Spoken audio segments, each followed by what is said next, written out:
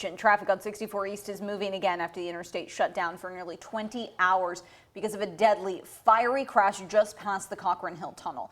Officials said the road was unsafe because of the ice caused by water used to extinguish the fire. Now, if you were with us on GMK yesterday, you remember we reported this as breaking news. We could all see that plume of smoke coming up from the interstate on the Trimark cameras, noticed it as it happened. And we now know the crash involved 2 semis, 2 cars, and a garbage truck. The 5-vehicle pileup killed one of the semi-truck drivers. The driver of the other semi wasn't hurt, and the drivers of the cars and garbage truck were taken to the hospital. They're expected to survive.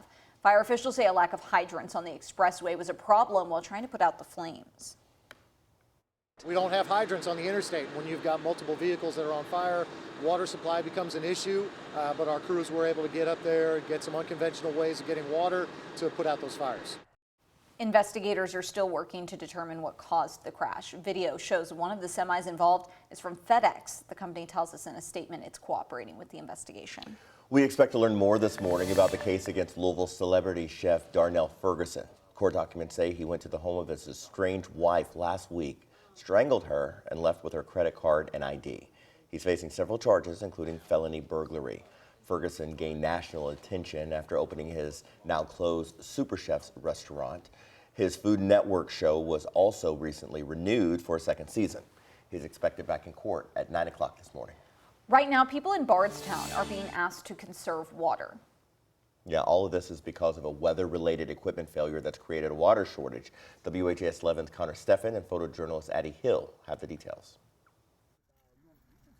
And stop by the Bardstown Kroger Wednesday night, you'll see a lot of shopping carts looking like this. While we couldn't get any shoppers on camera, one told us off camera, this is the result of a concerned text from his wife. As the city faces a water shortage emergency, residents face an urgent message from city officials. As of now, as long as we can get some water conservation measures in place by our consumers, there really shouldn't be too much of an impact. Bardstown City Administrator Aaron Bowles says the current emergency stems from an incident from Wednesday morning, where a pipe burst due to the bitterly cold temps. It basically flooded the basement level of the plant, which includes some of the pumps we use in the water treatment process. While the plant is back up and running, crews are playing a game of catch-up, treating water as fast as they can, still down 2 water pumps. We are not able to treat at a rate fast enough to refill tanks. Bowles hopes the call to conserve water can reach all 10,000 plus customers using the city's water, stretching all the way from Bardstown to parts of Bloomfield and LaRue County. Short showers, don't leave the water on while you're brushing your teeth,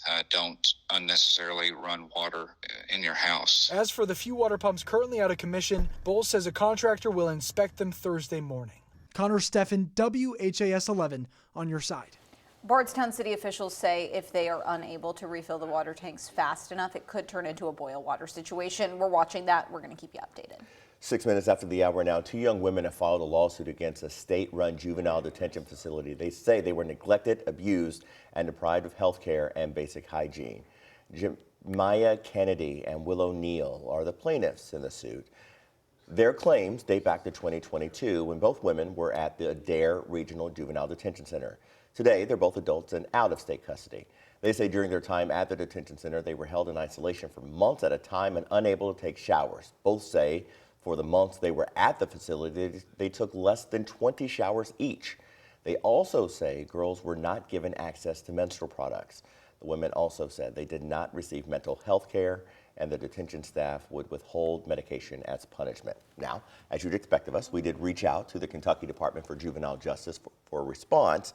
A spokesperson said, quote, "The DJJ works tirelessly to provide safe and effective services to the juveniles in its care. For any staff member who violates policy and procedure, corrective action is taken. We deny the allegations in the lawsuit and will defend accordingly."